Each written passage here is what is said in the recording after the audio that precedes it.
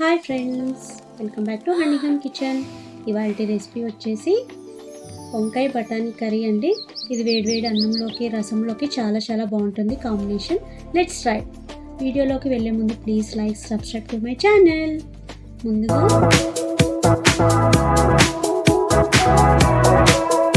Here are the ingredients. ముందుగా cooker అనేది తీసుకొని అందులో 2 టేబుల్ స్పూన్ ఆఫ్ ఆయిల్ అనేది యాడ్ చేసుకోవాలండి. తర్వాత జీలకర్ర, ఆవాలు, తర్వాత ఒక 2 ఆనియన్స్ అనేది తీసుకున్నానండి. అవి వేసుకొని బాగా కలుపుకోవాలి. తర్వాత పసుపు,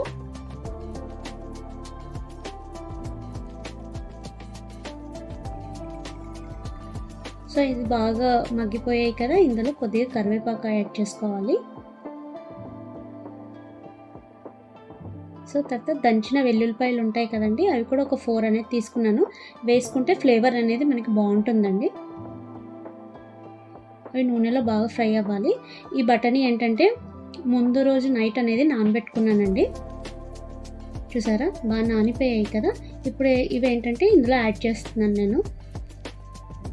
ఇవేంటంటే ఆయిల్లో అనేది బాగా ఫ్రై అవ్వాలండి. అప్పుడు కర్రీ అనేది బాగా టేస్ట్ వస్తుంది అన్నమాట మనకి, డైరెక్ట్ ఉడకబెట్టుకొని వేసుకునేదానికన్నా. కలుపుకొని బాగా ఆయిల్లో అనేది ఫ్రై అవ్వాలి. మూత పెట్టుకోవాలండి. చూసారా, ఇప్పుడు బాగా ఫ్రై అయిపోయాయి కదా. వన్స్ కలుపుకొని తర్వాత ఇందులో పెద్దవి 2 బ్రింజాల్స్ అనేవి తీసుకున్నానండి. అదే వంకాయ. అవి మరీ చిన్నగా అనేది కట్ చేసుకోకూడదండి, కొద్దిగా పెద్ద సైజ్ అనేది కట్ చేసుకోవాలి. ఎందుకంటే కుక్ అయ్యే కొద్దీ అవి మళ్ళీ స్మాష్ అయిపోతాయి. మొత్తం మనకు ముక్కలుగా ఉంటేనే కర్రీ అనేది బాగుంటుంది. ఇవి వేసుకొని వన్స్ మిక్స్ చేసి మూత పెట్టేసి మగ్గించుకోవాలండి ఒక 3 మినిట్స్. చూసారా, బాగా మగ్గాయి. వన్స్ కలుపుకోవాలి.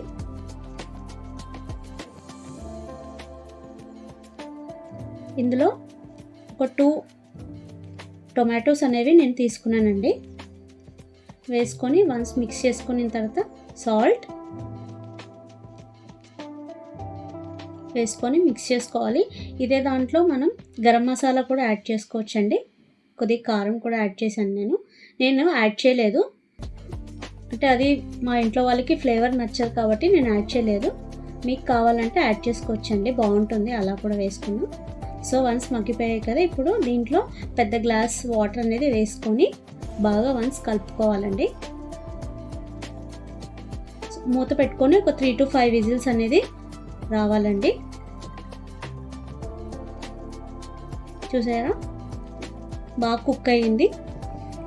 వన్స్ దీన్ని కలుపుకొని సర్వ్ చేసుకోవాలండి. వేడివేడి అన్నంలోకి చాలా బాగుంటుంది. రసంతో చాలా బాగుంటుందండి. వన్స్ మీరు కూడా ట్రై చేయండి. నాకు కింద కమెంట్ సెక్షన్లో కమెంట్ చేయండి. Thank you for watching. Bye.